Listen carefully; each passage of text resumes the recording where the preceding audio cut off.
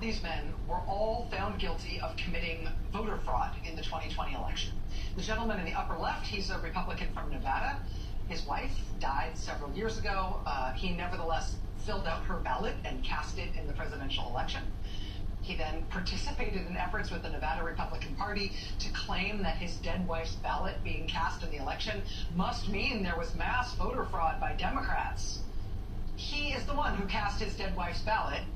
He's a Republican. He got caught. He was sentenced to probation.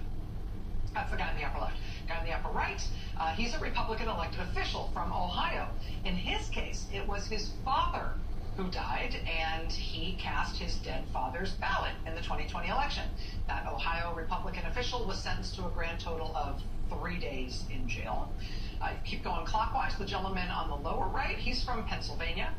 In his case, it was his mother who had died. He nevertheless cast her ballot for Donald Trump in the 2020 election. He was caught. He got probation. And then the last guy, lower left there, he's another Pennsylvania Republican whose mother also died. Apparently he couldn't help himself. He cast a ballot in her name in the 2020 election. He got caught. He got probation. That's what those guys have in common. Now this is Pamela Moses of Memphis, Tennessee. This week, Ms. Moses was also sentenced for a crime related to her efforts to vote in the 2020 election. Ms. Moses had a felony conviction in Tennessee that legally resulted in her not being allowed to vote again in that state. But she says that nobody ever told her that that particular conviction meant that she couldn't vote.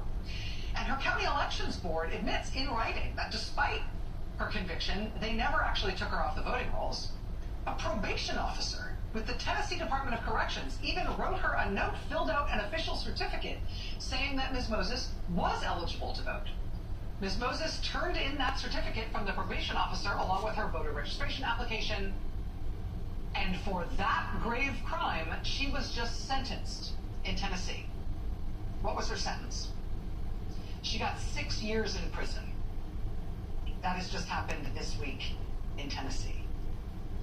What's the big difference between Pam Moses in Tennessee and all those other guys who actually cast illegal ballots in the name of relatives they definitely knew were dead?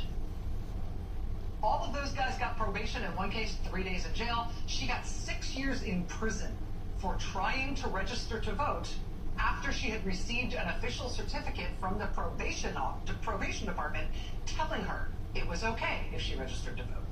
6 years in prison is her sentence.